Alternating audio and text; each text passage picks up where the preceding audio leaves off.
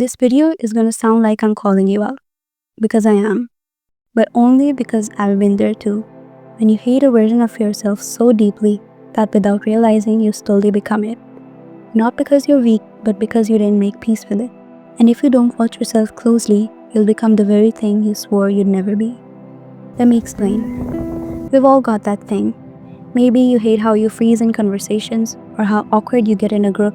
You hate how passive you are, maybe how much you overthink, or how you always feel behind like everyone else got the manual and you didn't. At first, that hate looks like motivation. You promise yourself, I'll never be that person again.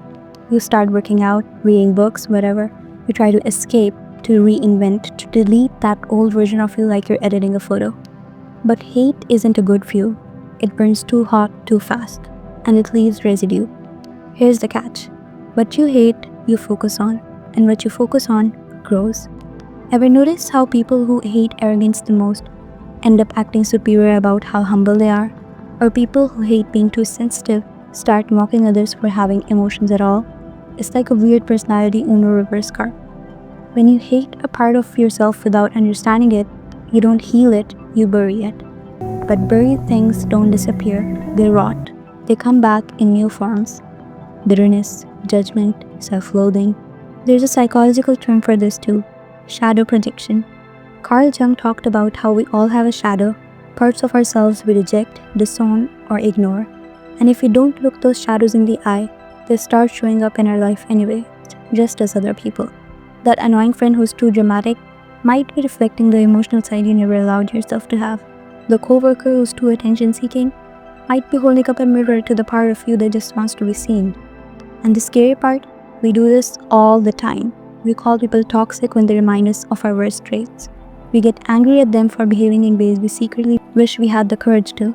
We pick at flaws that hit too close to home. But instead of fixing it, we point fingers, because pointing is easier than reflecting. Sometimes we become what we hate about ourselves on purpose, because it's safer. You hate being too soft, so you overcorrect and become numb. You hate being too invisible, so you try so hard to be seen, you forget who you are. That's not healing, that's reacting. Okay, so now that I've emotionally sideswiped you, what do you do with all this? Here's what I've learned. You don't overcome what you hate by avoiding it. You overcome it by understanding it. That awkwardness you hate, it probably came from always feeling out of place. That clinginess, a fear of being left. That overthinking, a brain trying to protect you from chaos. You stop trying to erase them, you start trying to understand them. Because the things you hate about yourself might just be the things that, when healed, make you the most human. That doesn't mean you stop growing or stop holding yourself accountable. It means you stop fighting shadows with shadows and start lighting candles instead.